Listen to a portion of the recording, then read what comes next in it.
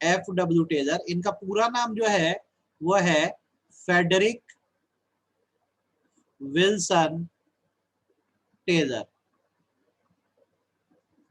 ठीक, इनको फादर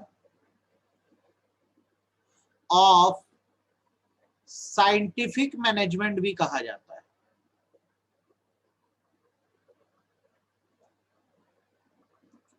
मेरी बातों को थोड़ा ध्यान से सुनना, एकदम अच्छे से समझना बेटा। इनको फादर ऑफ साइंटिफिक मैनेजमेंट भी कहा जाता है। तो देखो कंफ्यूज मत होना, आपसे अगर एग्जाम में पूछे who is the father of management, आपका आंसर हमेशा हेनरी फेयोल होगा। और अगर आपसे पूछता है who is father of scientific management, तो आपका आंसर क्या होगा? FW टेलर होगा। ये दो बातों को एकदम क्लैरिटी से समझ लो। अगर एग्जाम में पूछा who is father of management, तो आप लिख के आओगे हेनरी फेयोल। और आपसे अगर पूछा who is father of scientific management, तो आप लिख कर आओगे FW Taylor is the father of scientific management. Hand raise करो अगर आपको मेरी ये बात समझ आ गई हो तो। हैंड रेस करो अगर मेरी बात समझ आ गई हो तो। आपसे अगर कल को पूछ दिया who is father of scientific management, तो आपका आंसर साफ साफ होगा sir FW Taylor, Frederick Wilson Taylor is the father of scientific management. कारण क्या है? इन्होंने दो काम किया, इनका कंट्रीब्यूशन नहीं पढ़ा जाता, ध्यान रखो। दो काम किया है, सोसाइटी के इंप्रूवमेंट के लिए इन्होंने साइंटिफिक प्रिंसिपल्स बताए, और दूसरा सोसाइटी के इंप्रूवमेंट के लिए इन्होंने साइंटिफिक टेक्निक्स बताई है।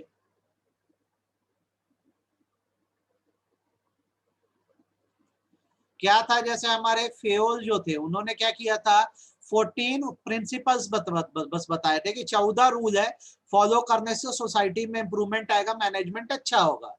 टेलर एक कदम आगे बढ़ गए, इन्होंने बोला कि मैं आपको प्रिंसिपल भी बताऊंगा और इंडस्ट्रीज में यूज करने की टेक्निक भी बताऊंगा। तो इन्होंने प्रिंसिपल भी बताए हैं, टेक्निक भी बताई है।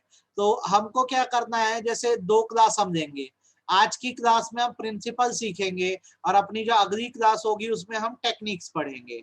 M I clear? यस और नो करके बता दो। आज की क्लास में प्रिंसिपल करेंगे, अगली क्लास में टेक्निक करेंगे और इसको कंप्लीट करेंगे। तो चलिए शुरू करते बिना देरी के। जो लेट ज्वाइन करे मैं बता दूं, हमने देखो फेयोल के 14 प्रिंसिपल पूरे पढ़ डाले हैं, फेयोल के पूरे 14 प्रिंसिपल पढ़ डाले हैं। हम ना टेलर के प्रिंसिपल और टेक्निक पढ़ने वाले हैं। जो टेलर है, FW टेलर, इनको फादर ऑफ साइंटिफिक मैनेजमेंट बोला जाता है। और इन्होंने साइंटिफिकली दो चीजें करी है, एक तो साइंटिफिक प्रिंसिपल्स निकाले हैं और दूसरा साइंटिफिक टेक्निक्स निकाली है। अब हमको क्या करना है, दोनों को एक एक करके पढ़ना है। तो जैसे हम शुरुआत करें और हम पढ़ते हैं पहले प्रिंसिपल्स के बारे में। हम पढ़ देते हैं साइंटिफिक प्रिंसिपल्स क्या है टेलर के। साइंटिफिक प्रिंसिपल्स क्या है टेलर के, अगर मैं आपको बताऊं, एक बार ना डिस्कनेक्ट करके रिकनेक्ट कर दे बेटा, डिस्कनेक्ट करके रिकनेक्ट कर दे, आ जाएगी। साइंटिफिक प्रिंसिपल जो टेलर के हैं वो टोटल ना 4 हैं। आपको मैं नाम लिख रहा हूं, ध्यान से देखना और अच्छे समझना।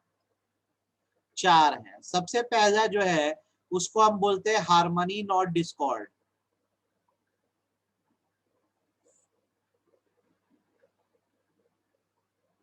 सबसे पहला जो होता है उसको हम बोलते हैं, बहुत ध्यान से देखना, अच्छे सीखना। इनके 4 प्रिंसिपल, फेयोल के 14 थे ना, इनके सिर्फ 4 है। हार्मनी नॉट डिस्कॉर्ड, ठीक है। दूसरा, science not rule of thumb. तीसरा, कोऑपरेशन नॉट इंडिविजुअलिज्म।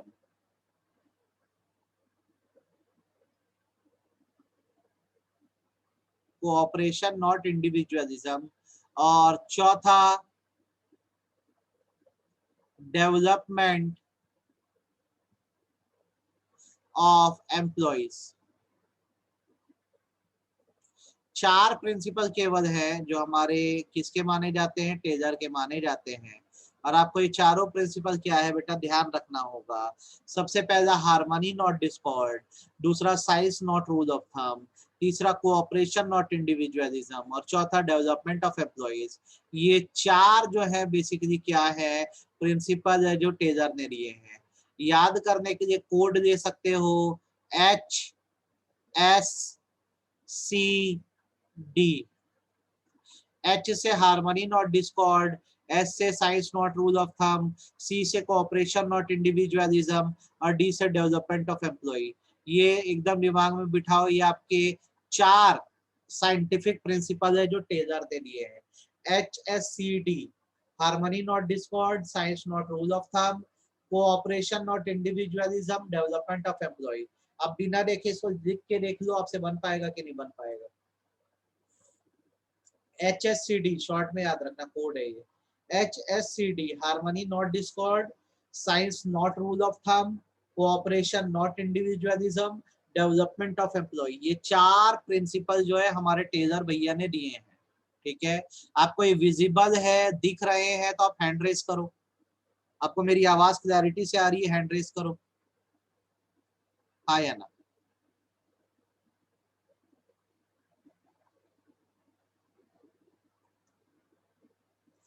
क्लियर है? तो ये चार प्रिंसिपल बेटा टेलर ने दिए हुए हैं जो आपको ध्यान रखना है। ये दो आदित्य क्यों है? चार प्रिंसिपल जो है वो टेलर ने दिए हैं, दिमाग में बिठा दो। Harmony not discord, science not rule of thumb, cooperation not individualism और डेवलपमेंट ऑफ एम्प्लॉय। कोड है HSCD, इस कोड से एकदम अच्छे से याद हो जाएगा। जैसे 14 प्रिंसिपल का कोड बताया था दादू सुर CCSOE, ये याद रखना है HSCD। S से हार्मनी नॉट डिस्कॉर्ड, S से science not rule of thumb, C से कोऑपरेशन नॉट इंडिविजुअलिज्म, D से डेवलपमेंट ऑफ एम्प्लॉय। अब एक एक करके आ रहा हूँ, अच्छे से सुनो, ध्यान से समझो। सबसे पहला है हार्मनी नॉट डिस्कॉर्ड। ठीक है, डिस्कॉर्ड वर्ड का मतलब होता है ग्रुपिज्म।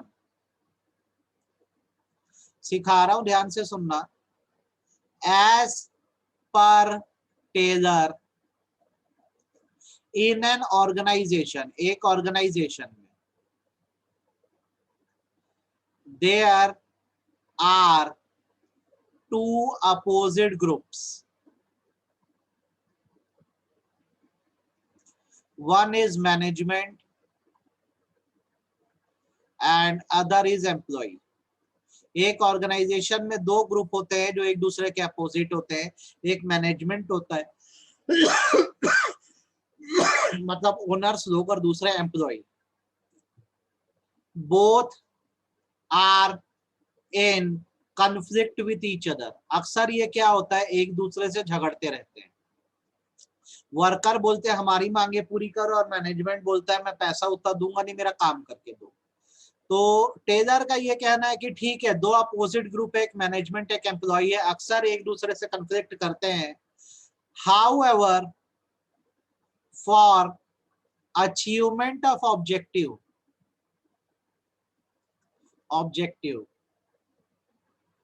बोथ मस्ट, बोथ मतलब कौन, मैनेजमेंट और employ, must understand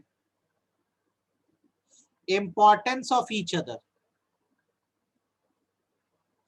importance of each other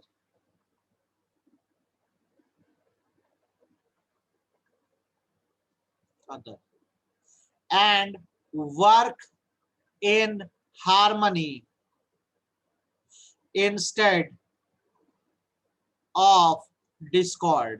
sir क्या बोले, कुछ नहीं पल्ले पड़ा भाई। मैं आपको ये बोल रहा हूं कि जैसे आप एक फैक्ट्री चलाते हो, मान लो, ठीक है, आप एक फैक्ट्री चलाते हो। अब मैं बोलता हूं अगर फैक्ट्री में 100 लोग हैं, 100 पीपल है, इसमें से क्या होगा, कुछ लोग मैनेजमेंट लेवल के होंगे, जैसे 10 लोग जो है वो मैनेजमेंट में, जो बड़े बड़े फैसले लेते हैं ऑर्गेनाइजेशन के, टॉप लेवल पे, मिडिल लेवल पे, लोअर लेवल पे। आपको लेवल ऑफ मैनेजमेंट मैंने पढ़ाया है। 90 लोग जो होंगे वो एम्प्लॉइज होंगे। तो अब यहाँ पे क्या होता है, मैनेजमेंट का अपना 10 लोग का ग्रुप है, एम्प्लॉइज का 90 लोग का ग्रुप है। अक्सर क्योंकि एक दूसरे के से अलग है। मैनेजमेंट के लोग जो होते हैं वो फैसले देते हैं और ये वर्क करते हैं, तो कई बार इनके बीच हो जाते हैं झगड़े, कन्फ्लिक्ट हो जाते हैं। तो अगर काम अच्छे से करना है तो दोनों को एक दूसरे का इंपॉर्टेंस समझना होगा। एम्प्लॉय को ये बात समझना होगा कि यार बॉस या मैनेजमेंट नहीं होगा तो उनको पैसा कौन देगा, और मैनेजमेंट को ये बात समझना होगा कि अगर एम्प्लॉय नहीं होंगे तो उनका काम कौन करेगा। तो अगर ये 100 के 100 लोग हैं और इनके बीच ग्रुप्स भी बने हैं, तो इनको काम तो मिलकर ही करना होगा, तभी फैक्ट्री आगे बढ़ पाएगी। और ग्रुपिज्म करके किसी को कुछ भी हासिल नहीं होगा। तो हमारे ग्रुप्स के बीच में हार्मनी होनी चाहिए, मिलकर ही काम हो सकता है, अलग अलग होकर ग्रुपिज्म करके काम नहीं हो सकता, ये टेलर का कहना है। आप यस सर या नो सर करके बताओ, आपको ये समझ आया कि नहीं आया? हार्मनी नॉट डिस्कॉर्ड की सिर के ऊपर से गया कि और एग्जांपल चाहिए? सिर के ऊपर से गया कि और एग्जांपल चाहिए? संध्या नहीं समझ आया? एक ना शाहरुख खान की मूवी आई थी जोश, उसका गाना भी था हम भी है जोश में बातें कर होश में से। उसमें क्या रहता है, पूरे शहर में ना 2 बॉयज के ग्रुप रहते हैं, एक का नाम रहता है ईगल गैंग और दूसरे का नाम रहता है बिच्छू गैंग। आपने मूवी देखी है कि नहीं देखी मुझे नहीं पता, गाना वाना जरूर सुने होंगे। ये दोनों हमेशा एक दूसरे से झगड़ते रहते थे, लेकिन जब शहर में किसी फंक्शन की बात आती थी, ठीक है, तो दोनों मिल जाते थे, दोस्ती कर देते थे। तो फंक्शन को अगर सक्सेसफुल बनाना है तो दोनों ग्रुप्स में हार्मनी जरूरी है, क्योंकि अगर ये हार्मनी में नहीं रहेंगे, अगर ये अलग अलग रहेंगे तो आपस में लड़ते भिड़ते रहेंगे तो शहर का माहौल खराब होगा। तो फिल्म में यही दिखाया है कि शाहरुख खान का ग्रुप जो रहता है वो ईगल गैंग रहती है, और जो एक दूसरा हीरो रहता है उसकी बिच्छू गैंग रहती है। लेकिन जब भी शहर में कोई गोवा में फंक्शन रहता है, दोनों मिलकर फंक्शन मनाते हैं, तो ये दिखाता है कि हार्मनी होनी चाहिए और कोई भी अच्छे काम के लिए डिस्कॉर्ड नहीं होना चाहिए, ग्रुप नहीं बनना चाहिए। अब बताओ कितना समझ आया? अब बताओ कितना समझ आया? जब भी कोई काम करना है ग्रुपिज्म नहीं होना चाहिए, आपको मिलकर रहना होगा, तभी काम हो पाएगा, अदरवाइज नहीं हो पाएगा। ये देख लो बेटा अच्छे से, कोई तकलीफ हो तो बताना। आ गया? और एग्जांपल चाहिए क्या? कितने में हो गया? हार्मनी डॉट डिस्कॉर्ड समझ आ गया? जब भी ग्रुप बने रहे ठीक है, ग्रुप में रहो, लेकिन अगर काम करना हो या टारगेट अचीव करना हो तो आपको क्या करना होगा? एक होना पड़ेगा सारे ग्रुप्स को, वरना काम नहीं हो पाएगा। ठीक है, this is your first principle of Taylor, harmony not discord, जो पूरे ग्रुप की बात करता है कि हर ग्रुप्स को एक होना होगा, अलग अलग काम नहीं बनेगा। अब मैं दूसरा दिख रहा हूं आपके लिए, दूसरा होता है science not rule of thumb. ठीक है, प्रिंसिपल क्या है पहले लिख देता हूं, फिर 3-4 एग्जांपल दूंगा, आपको समझ आ जाएगा। According to Taylor the manager must perform the functions in an organization by scientific inquiries and methods instead of using rule of thumb। Sir क्या लिखे, एक तो कुछ पल्ले पड़ा नहीं। रूल ऑफ थंब का मतलब आपको सर बता रहे, आपको याद रखना, इसका मतलब होता है हिट एंड मिस, हिंदी में तुक्का। टेलर का ये कहना है कि अगर आपको कहीं मैनेजर बनाया जाए तो आप जो भी काम करोगे साइंटिफिकली करोगे, मतलब सोच समझ के करोगे, और रूल ऑफ थंब का इस्तेमाल नहीं करोगे, मतलब तुक्का नहीं चलाओगे। जैसे 3-4 एग्जांपल लेते हैं। एक कॉमन मैन के तौर पे एक बात बताओ, हम सबके घर में रिमोट है जिसे हम टीवी चलाते हैं। जब रिमोट काम नहीं करता तो आप क्या करते हो? जब रिमोट काम नहीं करता तो आप क्या करते हो बताओ? ईमानदारी से बोलना, डिप्लोमेटिक आंसर मत देना। आपके घर टीवी है, रिमोट काम नहीं कर रहा तो आप क्या करते हो? अनुष्का ने एकदम सही जवाब दिया।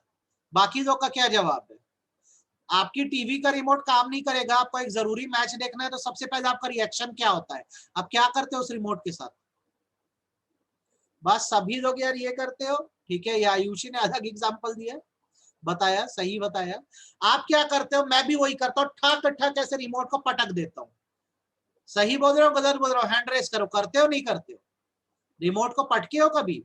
पहले तो, आजकल तो एलसीडी टीवी आती, पहले मोटी टीवी आती थी, टीवी को भी थप्पड़ दे देते थे अपन कि चल भाई चालू हो जा, चल जा, ये चीज करते थे अपन। तो बेसिकली जब हम ये रिमोट को पटक रहे हैं या स्लैप कर रहे हैं, तो इसको बोलते हैं रूल ऑफ थंब, तुक्का चलाना। चल गया तो चल गया, और नहीं चला तो बैठ जाएगा, रिमोट ही खराब हो जाएगा, नया खरीदना पड़ेगा। करना क्या चाहिए कायदे से? आपको साइंटिफिक वे में जाना चाहिए। साइंटिफिक वे में जाने का मतलब क्या होता है? रिमोट इसलिए काम नहीं कर रहा है क्योंकि उसका सेल वीक हो गया है, तो आपको ठोकने के बजाय ये जो सेल या बैटरी है इसको क्या कर देना चाहिए? चेंज कर देना चाहिए। तो हमारे ऊपर भी यही रूल लगता है कि टेलर का, कि हमें साइंस का इस्तेमाल करना चाहिए, समझना चाहिए तकलीफ क्या है, तकलीफ को दूर करना चाहिए, तुक्का चलाने की कोशिश नहीं करनी चाहिए। कितना क्लियर है मेरी बात? समझ आया कि नहीं आया? हाँ या ना बताओ।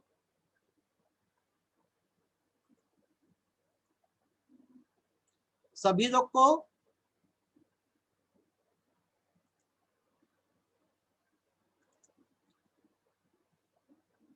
अगर आप एक मैनेजर हो ना, तो आपके सामने कोई भी काम आएगा, आप उस काम को साइंटिफिकली करोगे, आप तुक्का चलाने की कोशिश नहीं करोगे। जैसे अगर मान लो किसी को, ये रिमोट वाला एग्जांपल तो समझ आ गया होगा, इसमें बिल्कुल दिक्कत नहीं गई होगी। जैसे आप अकाउंट्स के स्टूडेंट हो, अब खुशी के सामने अकाउंट्स का एक क्वेश्चन आया, अब उसमें बनानी है बैलेंस शीट। अब एक रास्ता तो ये है कि ये पूरा जर्नल बनाए, बढ़िया लेजर बनाए, ट्रायल बैलेंस बनाए, ट्रेडिंग पी एंड एल बनाए, अभी तो सब पढ़ ही रहे हो, फिर बैलेंस शीट बनाए। और एक रास्ता ये है कि आंख बंद करे, मस्त है, एक साइड में दिखे लाइबिलिटी और दूसरे साइड में दिखे एसेट, इसको बस ये बता दिया गया कि आखिरी में दोनों मैच करना चाहिए, तो एक फिगर दिख के मैच कर दे। तो ज्यादा बेटर कौन सा तरीका है? नंबर 1 के नंबर 2? एक्चुअल में करना क्या चाहिए? क्या करना चाहिए खुशी को? 1 पे जाना चाहिए कि 2 पे जाना चाहिए? आप बोलो भाई। अगर तुम डायरेक्ट बैलेंस शीट बना रहे हो तो तुमको तो आगे पीछे का कुछ पता ही नहीं है, तो तुम रूल ऑफ थंब पे जा रहे हो, तुक्का चला रहे हो, बन गई तो बन गई, नहीं बनी तो नहीं बनी। और अगर आप जर्नल से बनाना चालू करे हो, फिर लेजर बना रहे हो, फिर ट्रायल बैलेंस बना रहे हो, तो आप साइंटिफिकली बना रहे हो, आपको एक एक चीज पता है कहाँ कौन सी एंट्री जाती है। तो जब भी आप कोई काम करो साइंटिफिकली करो ना, तुक्का चलाने की कोई भी जरूरत आपको कहीं से भी नहीं है। तो याद रखना, अगर कल को बैलेंस शीट बनाने बोला, आंसर मैचिंग पे मत जाना, हर एक एंट्री देखना सही बन रही है कि नहीं बन रही है। कोई भी काम जीवन में करो तो बराबर इंक्वायरी करके करो, अच्छे से सोच समझ के करो, तुक्का चलाने की जरूरत नहीं है। गाड़ी को हिलाने से गाड़ी नहीं चलती, पेट्रोल डलाने से चलती है, ये बात भूलना मत। गाड़ी हिलाते कई लोग नहीं चालू होती, तो कई बार लात भी मार देते हैं, लात मारने से गाड़ी चालू हो जाती है क्या? वो रूल ऑफ थंब है। देखो भाई, प्लग व्लग में कचरा आ गया होगा इसलिए नहीं हो रही है, साइंटिफिक इंक्वायरी करो, ठीक है। ये बात ध्यान रखना। 2 रूल बता दिया, एक हार्मनी नॉट डिस्कॉर्ड बताया। इसका मतलब मैंने आपको बताया क्या, 2 ग्रुप्स है, दोनों एक दूसरे के अपोजिट है, लेकिन काम के समय दोनों को एक होना पड़ेगा, नहीं तो दिक्कत है। दूसरा, मैंने आपको science not rule of thumb बताया कि जब भी कोई काम करो बराबर साइंटिफिक इंक्वायरी करके करो, तुक्का चलाने की कोशिश मत करो। सभी लोग बताओ दोनों प्रिंसिपल समझ आ गए कि नहीं अच्छे से? सभी लोग बताओ दोनों प्रिंसिपल एकदम अच्छे समझ आ गए कि नहीं आ गए? हाँ या ना?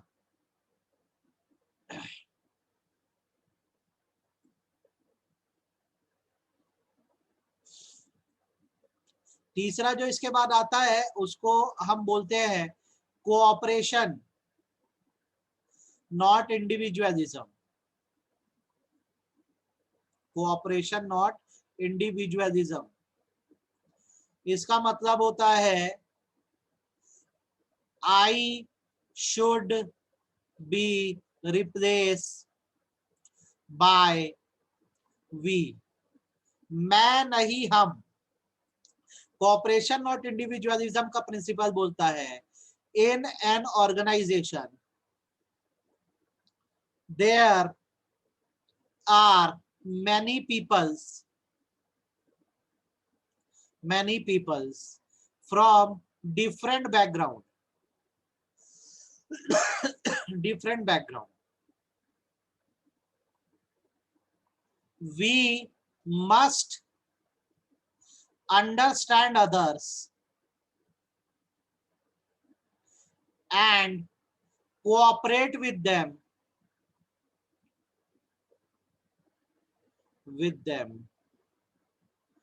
to achieve objective of the organization. जैसे एग्जाम्पल इंडियन क्रिकेट टीम है, ठीक, इसमें होते हैं 11 खिलाड़ी, 11 प्लेयर्स। कोई पंजाब से है, कोई गुजरात से है, कोई अलग अलग जगहों से है, सब अलग अलग बैकग्राउंड के प्लेयर हैं। लेकिन ये टीम में जुड़े क्यों है? टीम में इसलिए जुड़े ताकि भारत को आगे कर सके, इंडिया को जिता सके। तो इन सब की सोच यही होनी चाहिए कि हम अगर टॉप 11 में आ रहे हैं तो भले हमारा कोई भी संस्कार हो, हम किसी भी एरिया से आते हो, खेल में तो हमें कोऑपरेट करना होगा, ठीक है। यहाँ पे हम आई करके अपने बारे में खाली नहीं सोच सकते, हमें किसके बारे में सोचना होगा? पूरी टीम के बारे में सोचना होगा, सबके बारे में सोचना होगा ताकि हमारा भारत जीते, इंडिया जीते। तो कोऑपरेशन नॉट इंडिविजुअलिज्म ये कहता है कि एक ऑर्गेनाइजेशन में अलग अलग जगह के लोग, आपको सबको समझना पड़ेगा, सबसे कोऑपरेट करना पड़ेगा, क्योंकि जब तक आप कोऑपरेट नहीं करोगे, सबसे मिलोगे जुलोगे नहीं, आपका टारगेट अचीव नहीं हो पाएगा, आपका ग्रुप आगे नहीं बढ़ पाएगा, ठीक है। आप बताइए, आपको कोऑपरेशन और इंडिविजुअलिज्म समझ आया कि नहीं आया? आ गया? आप भी जब ग्रुप में रहोगे, जैसे आप सबको अभी पिकनिक में जाना है, तो अकेले थोड़ी ना एक कोने में पड़े रहोगे, आपको सबके साथ मिलकर रहना होगा ना, तभी तो एंजॉय कर पाओगे, वरना कैसे एंजॉय करोगे? तो कोऑपरेशन और इंडिविजुअलिज्म यही बताया, मैं नहीं करना है, अपने को हम करना है। आप ग्रुप में हो, आप अकेले नहीं हो, और भी लोग हैं, आपको सबके साथ मिलकर चीजें अचीव करनी पड़ेगी, तभी अचीवमेंट हो पाएगा, अदरवाइज नहीं हो पाएगा। यस और नो करके बताओ, आपको तीनों प्रिंसिपल समझ आ गए? सबसे पहला हार्मनी नॉट डिस्कॉर्ड था, बोलता था दो ग्रुप होते हैं, अक्सर झगड़ते हैं, काम पूरा करने के लिए साथ होना पड़ेगा, ग्रुपिज्म नहीं चलेगा। जैसे मैनेजमेंट का एक ग्रुप है, एम्प्लॉय का एक ग्रुप है, दोनों अक्सर झगड़ते हैं, लेकिन टास्क को पूरा करने के लिए एक होना पड़ता है। Science not rule of thumb, कोई भी काम करना है बराबर इंक्वायरी से करो, तुक्का नहीं चलाना है। कोऑपरेशन नॉट इंडिविजुअलिज्म, आप अकेले नहीं हो, पूरा ग्रुप है, तो पूरे ग्रुप के साथ मिलकर चलो, जब आप सबके साथ मिलकर चलोगे तभी काम हो पाएगा, वरना काम नहीं हो पाएगा। और लास्ट जो प्रिंसिपल होता है उसको हम बोलते हैं development of employ.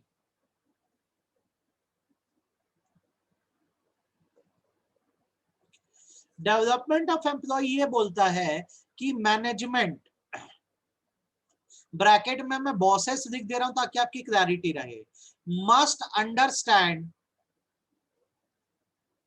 That employ are the most valuable asset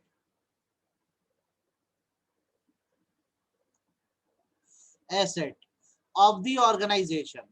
employ जो है एक ऑर्गेनाइजेशन की सबसे इंपॉर्टेंट एसेट है, सबसे इंपॉर्टेंट प्रॉपर्टी है। द प्रोस्पेरिटी ऑफ ऑर्गेनाइजेशन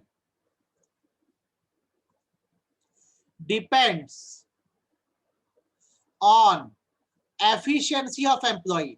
आपका एम्प्लॉय जितना अच्छा होगा, आपकी ऑर्गेनाइजेशन उतना बेहतरीन चलेगी। अगर तारक मेहता का उल्टा चश्मा देखते होगे तो जेठालाल तो हमेशा घूमता रहता है, फिर भी अच्छी कमाई होती है। क्यों?